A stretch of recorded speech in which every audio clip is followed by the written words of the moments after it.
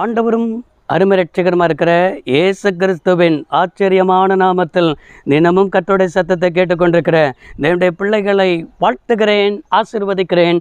நீங்கள் ஆசீர்வதிக்கப்பட்டவர்கள். எந்த நாளிலும் கூட உங்களை பார்த்து தீர்க்கமாய் பேசி கொண்டிருக்கிற வார்த்தை, நீ தேடினது உனக்கு கிடைக்கும்னு ஆவியானவர் பேசுகிறார்.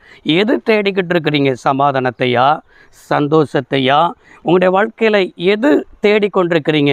எது உங்களுடைய வாழ்க்கையில் இழந்திருக்கிறீங்க?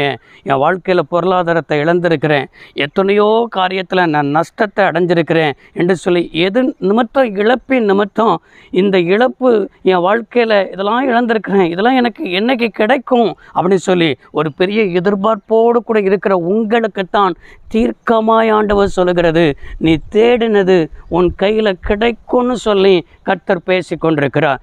எதை இழந்திருக்கிறீங்களோ இன்னைக்கு பெற்றுக்கொள்வீங்க. வேதாகமத்தில் லூக்கா எழுதின சுவிசேஷ புத்தகம் 15ஆம் அதிகாரம் 8வது வசனம், 10 வெள்ளிக்காசு உடைய ஒரு ஸ்திரீ 1 வெள்ளிக்காசு காணாமல் போனால் அவள் விளக்கை கொளுத்தி வீட்டை பெருக்கி அதை கண்டுபிடித்து தீர்மளவும் அவள் ஜாக்கிரதையாய் தேடாமல் இருப்பாளோ என்று என்ன செய்யப்பட்டிருக்கிறது, எழுதப்பட்டிருக்கிறது. பாருங்க, 10 வெள்ளிக்காசு பரவாயில்ல, 1 வெள்ளிக்காசு தானே காணாமல் போயிட்டு, 1 தானே காணலை, நம்ம கையில் 9 இருக்குதுன்னு சொல்லி அந்த 9ஐ குறித்து அவள் என்ன செய்ய மாட்டாள், சந்தோஷப்படாமல் அந்த 1 காணாமல் போனதை குறித்து அதிக ஜாக்கிரதையோட தேடாமல் இருப்பாளோ என்று எழுதப்பட்டிருக்கிறது. பாருங்கள், ஒரு 3 காரியங்களை ஆவியானவர் எழுதி வைத்திருக்கிறார். ஃபர்ஸ்ட் அவர் செய்கிறது என்ன செய்கிறார் என்று சொன்னால், விளக்கை அவள் கொளுத்துகிறாள். விளக்கு எரிந்து கொண்டிருக்கும் பொழுது தான் இருள் என்ன செய்யப்படும், இல்லாமல் போகும். நம்முடைய வாழ்க்கையில் இருள் சூழ்ந்த அனுபவம். இருள் எதை குறிக்கிறது? பாவத்தை குறிக்கிறது. பாவம் எதை குறிக்கிறது? கர்த்தரை விட்டு நம்மளை பிரிக்கிறதை என்ன செய்கிறது, குறிக்கிறது.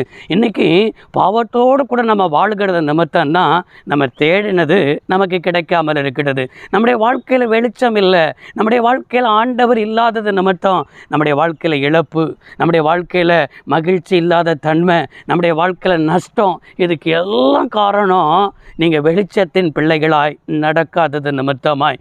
2வது சொல்லப்பட்டிருக்கிறது, வீட்டை பெருக்கி அப்படி சொல்லப்பட்டிருக்கிறது. இது எதை குறிக்கிறது என்றால், அந்த வீட்டை பெருக்கும் பொழுது தான் அந்த வெள்ளிக்காசு எங்கே கிடக்குன்னு சொல்லி கண்டுபிடிக்க முடியும். சுத்தம் செய்யும் பொழுது நம்முடைய இருதயத்தை சுத்தம் செய்யணும். இன்னைக்கு இருதயத்துக்குள்ளே தேவையில்லாதது கிடக்குது. இருதயத்துக்குள்ளே கசப்பு இருக்கிறது, வைராக்கியம் இருக்கிறது, கோபம் இருக்கிறது, விட்டு கொடுக்காமல் இருக்கிறது. எவ்வளவு பிரசங்கத்தை கேட்டாலும் இன்னைக்கு மனம் திரும்பாதபடிக்கு காணப்படுகிறோமே, எவ்வளவு பிரசங்கத்தை கேட்டாலும் நமக்கென்று நினைக்க மாட்டேங்கிறோமே.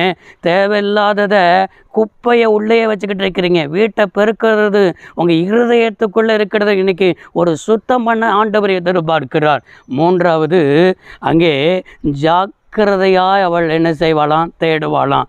எனக்கு அருமையான தேவனுடைய பிள்ளைகளை, கிறிஸ்தவ வாழ்க்கை என்பது எப்படி நானும் வாழலாம் என்பதல்ல, இப்படி தான் வாழணும். எப்படி வாழணும்? இந்த வேத வார்த்தையில் என்ன சொல்லியிருக்கிறதோ இதன்படி தான் வாழணும்னு சொல்லி ஆண்டவர் எதிர்பார்த்து கொண்டிருக்கிறார். நீங்கள் ஜாக்கிரதையாக ஓடாமல் மனம் போன போக்கில் ஓடுவீர்கள் என்று சொன்னால் கர்த்தர் விலகிடுவார்.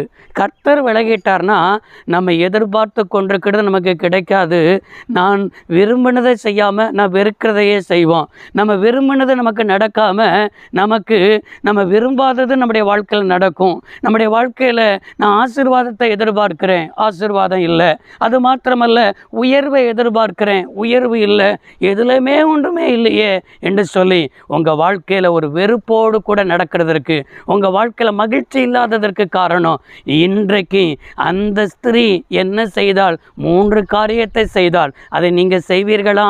எந்த காரியம் என்று சொன்ன, விளக்கை கொளுத்தினாள், வீட்டை பெருக்கினாள், ஜாக்கிரதையுடன் தேடினாள். இதை செய்யுங்க, நிச்சயமாய் நீங்கள் தேடினது உங்கள் கையில் கிடைக்கும். ஜெபிப்போம். சர்வ வல்லமை உள்ள தெய்வமே, அருமை தகப்பனே, இந்த வார்த்தையின்படியே பிள்ளைகள் வாழ்ந்திருக்கட்டும், சுகித்திருக்கட்டும், நன்மை அனுபவிக்கட்டும். இயேசு ரட்சக நாமத்தில் பிதாவே, ஆமென். கர்த்தர் ஆசீர்வதிப்பாராக. God bless you all.